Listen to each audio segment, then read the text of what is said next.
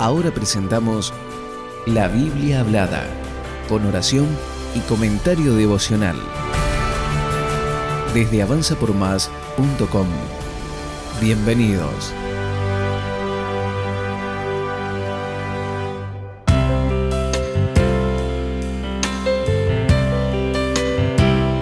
A continuación, leeremos el libro de Primera de Corintios capítulo 1 en la versión Nueva Biblia Latinoamericana de hoy.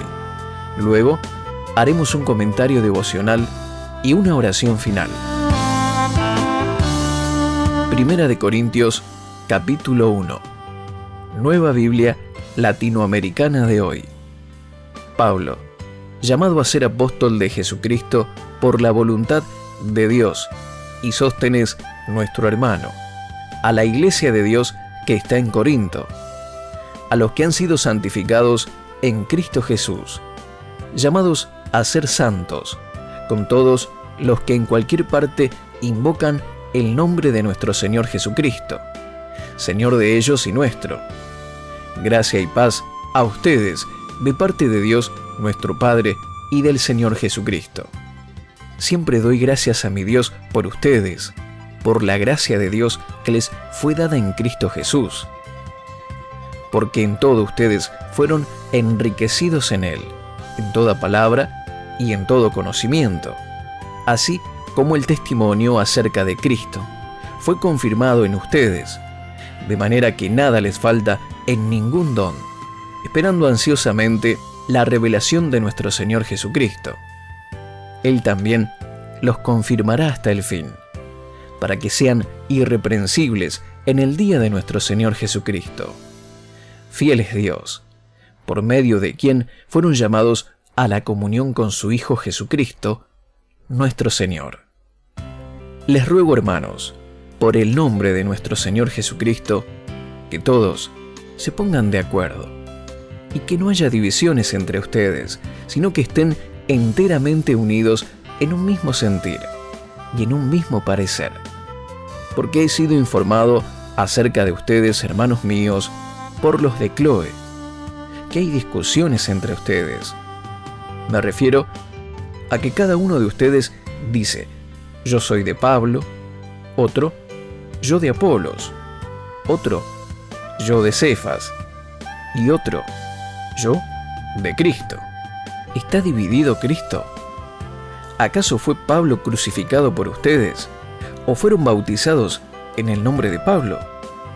Doy gracias a Dios que no bauticé a ninguno de ustedes, excepto a Crispo y a Gayo, para que nadie diga que fueron bautizados en mi nombre. También bauticé a los de la casa de Estéfanas. Por los demás, no sé si bauticé a algún otro, pues Cristo no me envió a bautizar, sino a predicar el Evangelio, no con palabras elocuentes, para que no se haga vana la cruz de Cristo. Porque la palabra de la cruz es necedad para los que se pierden, pero para nosotros, los salvos, es poder de Dios. Porque está escrito: destruiré la sabiduría de los sabios y el entendimiento de los inteligentes desecharé. ¿Dónde está el sabio? ¿Dónde está el escriba? ¿Dónde está el que sabe discutir en este siglo? ¿No ha hecho Dios que la sabiduría de este mundo sea necedad? Pues, ya que en la sabiduría de Dios el mundo no conoció a Dios por medio de su propia sabiduría, agradó a Dios mediante la necedad de la predicación salvar a los que creen.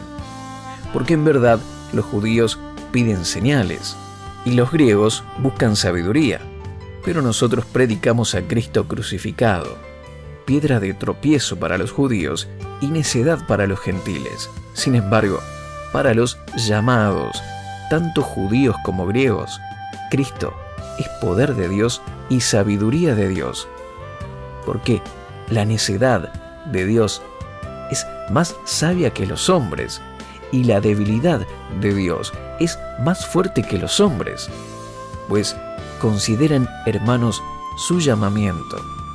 No hubo muchos sabios conforme a la carne, ni muchos poderosos, ni muchos nobles, sino que Dios ha escogido lo necio del mundo para avergonzar a los sabios, y Dios ha escogido lo débil del mundo para avergonzar a lo que es fuerte.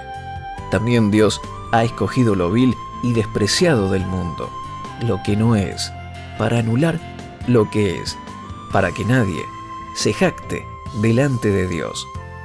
Pero por obra suya están ustedes en Cristo Jesús, el cual se hizo para nosotros sabiduría de Dios y justificación, santificación y redención, para que, tal como está escrito, el que se gloríe en el Señor. Ahora veremos un comentario devocional de 1 de Corintios, capítulo 1, escrito por Esteban Correa. Versículo 1. El apóstol Pablo comienza a escribir esta carta porque conocía los problemas que estaba atravesando esta iglesia.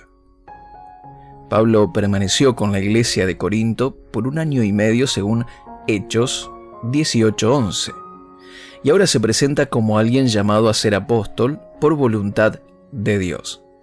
Inicia su carta poniendo la autoridad que le había sido dada por revelación y llamamiento sobrenatural de Dios en compañía del hermano Sóstenes, posiblemente un colaborador quien pudo haber sido el escritor de la carta mientras Pablo la dictaba.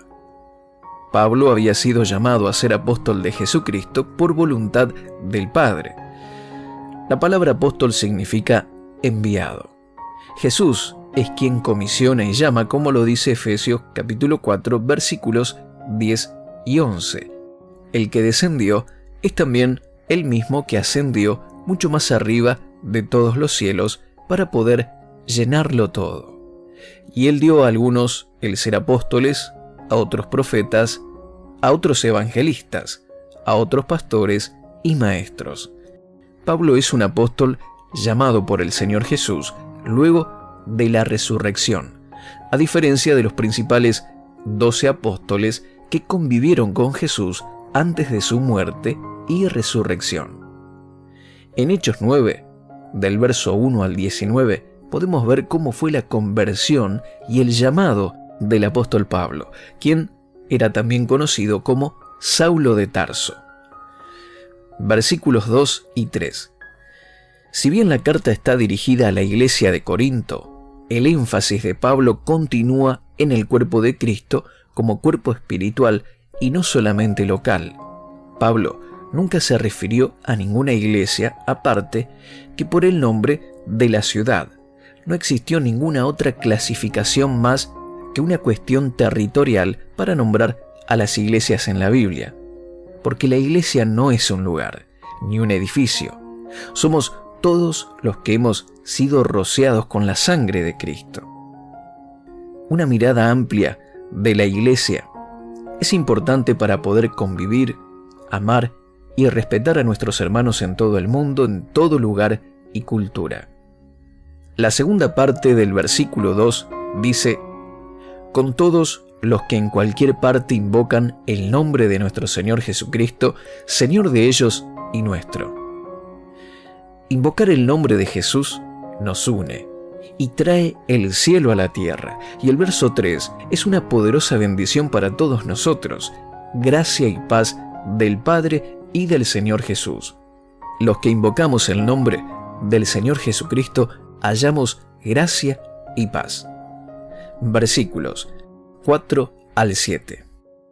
La iglesia de Corinto había sido bendecida por el Señor, aunque más adelante tenga correcciones y reprensiones sobre cosas que sucedían. Queda claro que el Señor estaba allí con gracia, favor y dones espirituales, con los que había bendecido a los miembros de esta congregación. Versículos 8 y 9. El Señor no dejará que caigamos, porque nos fortalecerá, levantará y afirmará hasta el fin. La comunión con Jesús significa estar en acuerdo con Él. Necesitamos que toda nuestra vida sea agradable a Dios. Meditemos en nuestro corazón qué cosas de nuestra vida apagan o entristecen al Espíritu Santo. Si tenemos una actitud de corrección, de temor de Dios y de obediencia, el fuego de Dios estará encendido en nuestra vida. Versículo 10. Pablo les ruega que no estén divididos, porque sabe que una iglesia dividida no prospera. Si un espíritu de división avanza en la iglesia, se estancará. El mayor esfuerzo en cada visión de las iglesias que Dios levanta debe estar en mantenerla pura en el propósito por la que Dios la ha llamado. La humildad y el deseo de mantener el propósito más importante de las iglesias es el avance del reino de Dios para salvar, sanar, liberar y discipular. Esto es lo que mantiene la unidad y deja las divisiones en la cruz de Cristo para que nunca se interpongan el ego, los intereses personales y de esta manera se lleve adelante todo lo que el Señor quiere hacer. Versículos 11 al 17. El primer problema que se les plantea a los corintios son las divisiones entre los seguidores de ciertos líderes y maestros dentro de la congregación. Tal vez este sea uno de los problemas más comunes hoy. Los miembros habían dejado de centrarse en Jesús y su mirada elevada en las cosas de Dios. Se habían enfocado en los líderes, como si el Evangelio se tratara de ellos. No sabemos con precisión por qué esto había sucedido, pero si el liderazgo se centra en sobresaltar su propia personalidad, correrá su foco de Cristo y los seguidores, que deberían amarse y estar unidos para servir al Señor, comenzarán a comparar a los líderes, creando una rivalidad basada en distintas cosas como ser, la forma de predicar, la personalidad o el carácter. Los líderes y ministros que Dios levanta son servidores de Dios y del pueblo. Cuando tenemos una mirada humanizada, tendemos a ver las virtudes o debilidades de cada persona y creemos que las personas son los protagonistas de la iglesia o que algunas valen más que otras, pero esto trae división y peleas. En el versículo 17, Pablo habla de palabras humanamente ingeniosas, pero el Evangelio no debe fundamentarse en la habilidad de los oradores, sino en el poder de Dios que fluye y respalda su palabra. Podemos ser buenos oradores o escritores, pero si el Señor no bendice, unge y respalda esa habilidad, no produce impacto espiritual. Versículos 18 al 29. El verdadero evangelio que impacta y transforma las vidas no está basado en la habilidad, inteligencia, filosofías, ni ninguna habilidad meramente humana, puesto que la sabiduría de Dios ha establecido que el Evangelio es poder del Espíritu Santo para salvación, con señales y maravillas. Por eso una persona sin demasiada preparación teológica o académica puede tal vez tener más impacto en su testimonio de Dios y mensaje que alguien que trata de convencer con sus ingeniosos argumentos. El poder de Dios puede fluir e impactar con unas simples palabras, porque no se trata de lo ingenioso de las palabras, sino de que fluyan en la unción. Dios puede hacer que alguien despreciado por la sociedad y desechado por los estándares del mundo fluya en sabiduría del cielo con unción, señales y maravillas como ningún otro. De esta manera, quienes se creen sabios, poderosos e importantes, se dan cuenta que hay cosas que solo son regalos del Señor y no pueden ser imitados con capacidad humana. Por lo tanto, nadie se puede jactar o enorgullecer ante el poder de Dios.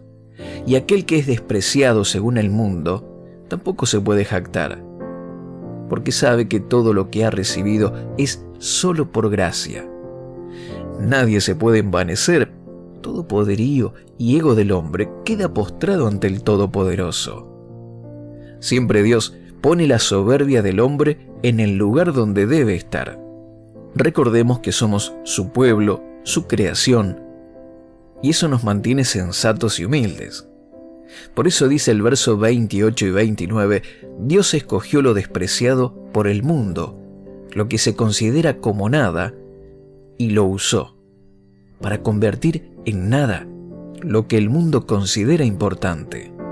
Como resultado, nadie puede jamás jactarse en presencia de Dios. Versículos 30 y 31. De Dios proceden todos los verdaderos beneficios. En Jesús, por ejemplo, nos fue dada la sabiduría que necesitamos, que es la que viene de lo alto. También recibimos perdón y santificación. En Cristo Dios nos hizo santos, puros y nos libró del pecado. Nuestra gloria es pertenecer al Señor.